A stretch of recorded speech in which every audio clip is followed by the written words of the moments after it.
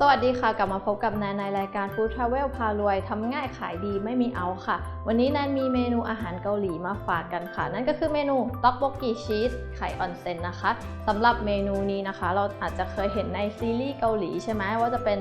ต็อกโบกีที่เขาอยู่ตามสตรีทฟู้ดที่มันจะเป็นแบบหม้อๆใหญ่ๆแล้วก็มี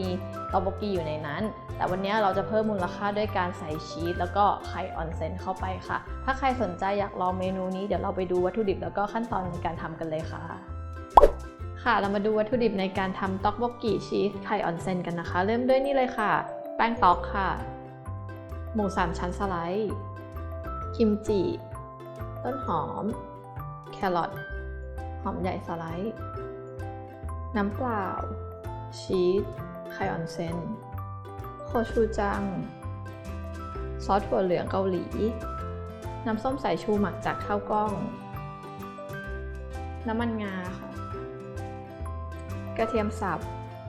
พริกป่นเกาหลีน้ำตาลทรายเดี๋ยวเราไปดูขั้นตอนในการทำกันเลยค่ะ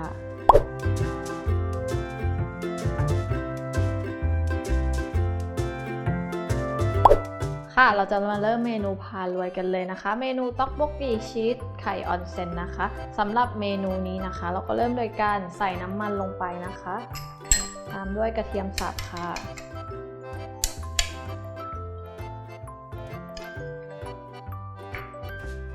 หอมใหญ่สไลด์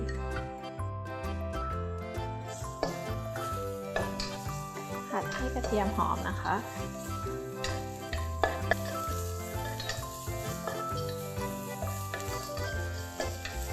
สำหรับเมนูนี้นะคะจะเอาไปขายตามแบบร้านคาเฟ่ก็ได้นะคะแบบ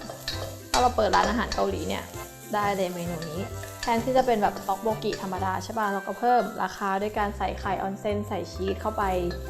มันจะยิ่งทำให้ราคาของเราเนี่ยขายได้สูงขึ้นหมู3ชั้นลงไปค่ะ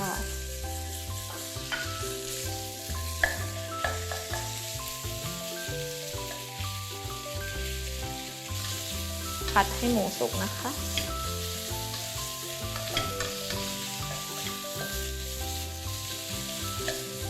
พอหมูเริ่มสุกแล้วเดี๋ยวเราจะใส่ตัวกิมจิลงไป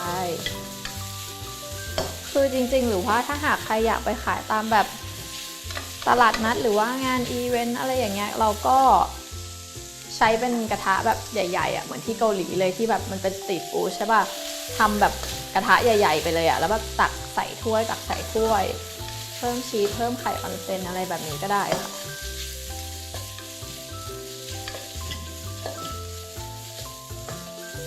หรือว่าจะไม่ใส่เนื้อสัตว์เลยก็ได้อันนี้ก็แล้วแต่ได้เหมือนกันตามด้วยนี่เลยกิมจิแครอทค่ะ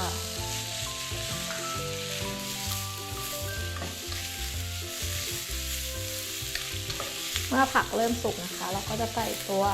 เครื่องปรุงลงไปค่ะก็จะมีซอสพริกโคชูจังให้รสชาติแบบเกาหลีแล้วก็ซอสถั่วเหลืองเกาหลีนะคะ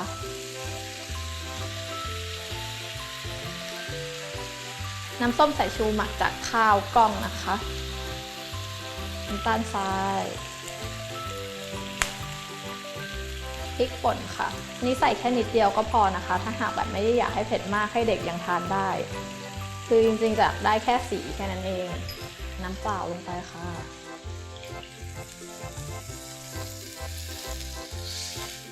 เดี๋ยวมันจะมีความ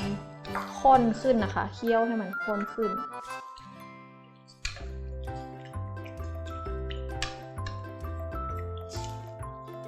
ตัวโคชูจังมันจะทำให้ตัวน้ำของเราข้นขึ้นเองเคี่ยวไปเรื่อยๆเมื่อเริ่มร้อนแล้วนะคะเดี๋ยวเราจะใส่ตัวแป้งต๊อกลงไป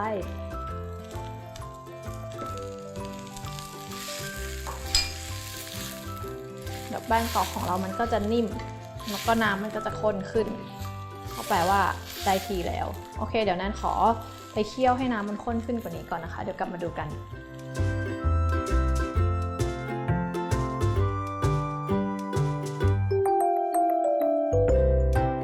ค่ะตอนนี้น้ำก็เริ่มข้นแล้วนะคะมันก็งวดลงแล้วแค่ประมาณนี้พอถ้าหากมันแบบ ถ้าเราอุ่นไปเรื่อยๆใช่ป่ะมันก็จะงวดลงอีกเราก็เติมน้ำเปล่าขึ้นไปกันลงไปก็ได้นะคะแล้วเราก็ชิมรสชาติหน่อยว่าแบบมันอร่อยหรือยัง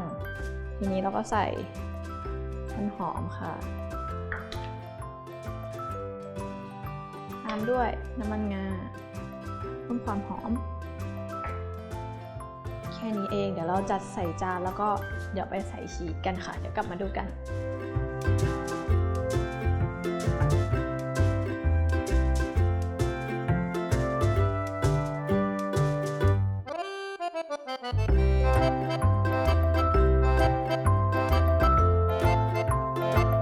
ค่ะเสร็จเรียบร้อยแล้วนะคะสำหรับเมนู